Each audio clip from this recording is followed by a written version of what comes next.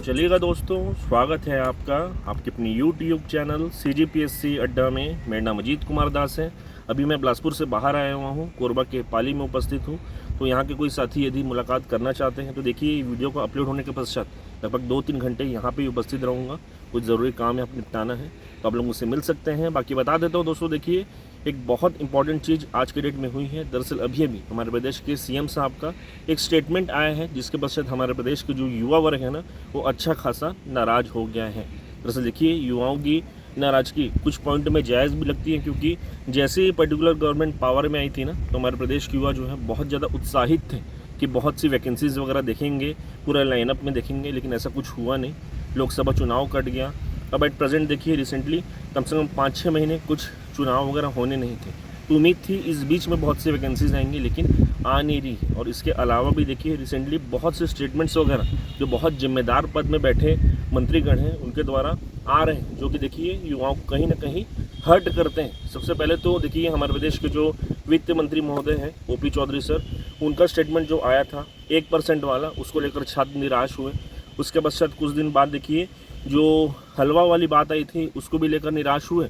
और अभी CM साहब का एक स्टेटमेंट आया है, जिसमें वो कह रहे हैं कि क्या सबको सरकारी नौकरी मिल सकती है क्या। देखिए, इस बात को लेकर भी छात्र अच्छे खासे नाराज़ हो गए हैं। दरअसल देखिए, ये प्रैक्टिकल बात है कि हर किसी को सरकारी नौकरी नहीं मिल सकती। ये चीज़ हम लोग भी समझते हैं और हर कोई जानता है। देखिए, पोस्ट बहुत लिमिटेड है और यहाँ पर बेरोजगारी की संख्या जो है लाखों में, तो सबको तो नहीं मिलेगा। लेकिन बात यहाँ पे अपॉर्चुनिटीज़ क्रिएट करने की होती है। चलिए, आपके पास सबको देने के लिए सरकारी नौकरी नहीं है, तो आपने ऑल्टरनेट में क्या जनरेट किया इतने वर्षों में। आज लगभग देखिए, हमारे प्रदेश को बने कितने साल हो गए, लगभग 24 साल हो गए हैं। लेकिन क्या इन 24 सालों में कोई ऑल्टरनेट सोर्सेज डेवलप किए गए रोजगार के? बिल्कुल भी नहीं। अभी कुछ बातें चल रही हैं कि यहाँ पर IT सेक्टर डेवलप किया जाएगा, ये सब किया जाएगा, लेकिन ये भी दूरगामी चीज़ें हैं। वर्तमान में इस पर कुछ बहुत विशेष नहीं होगा, समय लगेगा, उसके पश्चात कुछ अपॉर्चुनिटीज़ क्रिएट होंगी। तो वर्तमान डेट में क्या है? सिर्फ और सिर्फ सरकारी नौकरी है। तो ऐसे समय में जब छात्र उम्मीद लगाए बैठे हैं, मेहनत कर रहे हैं, सब कर रहे हैं, तो इस प्रकार के स्टेटमेंट्स मुझे ऐसा लगता है कि नहीं देने चाहिए। इसके बजाय देखिए, आप अपॉर्चुनिटीज़ पर बात करें। इसके बजाय आप ये कर सकते हैं कि जितनी वैकेंसी है एटलीस्ट आपके हाथ में है। हम नहीं कहते सब किसी को यहाँ पे सरकारी नौकरी मिलेगा, लेकिन जितनी अपॉर्चुनिटीज़ आपके हाथ में है, गवर्नमेंट के हाथ में है, गवर्नमेंट जॉब्स वैकेंट है, उनको आप धीरे धीरे कम से कम निकालते तो रहिए, अपॉर्चुनिटीज़ जनरेट करिए। बाकी छात्रों का होना नहीं होना, उनका भविष्य कहाँ जाएगा नहीं जाएगा, वो तो बात की बात है। एटलीस्ट अपॉर्चुनिटीज़ को जनरेट करिए, बाकी चीज़ें बात की।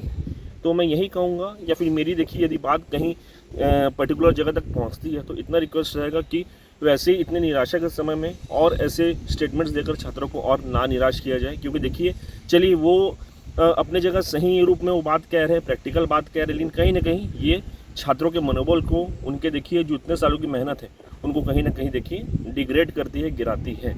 तो थोड़ा सा सोच समझ कर ऐसे स्टेटमेंट्स वगैरह देने चाहिए। बाकी जो स्टेटमेंट आज निकल के आया है ना, उसको भी मैं आगे चला देता हूँ, अब उसको भी सुनते हुए चलिए। बहुत बहुत धन्यवाद आप सभी। डिग्री लेके सबको तो सरकारी नौकरी दे पाना संभव नहीं है कि है। कोई भी सरकार आएगी तो मतलब सबको सरकारी नौकरी दे पाना संभव नहीं है।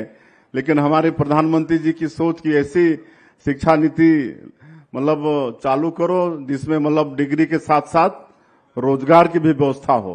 तो हम लोग नई शिक्षा नीति लागू किए हैं, जिसमें रोजगार पर भी ध्यान दिया जाएगा।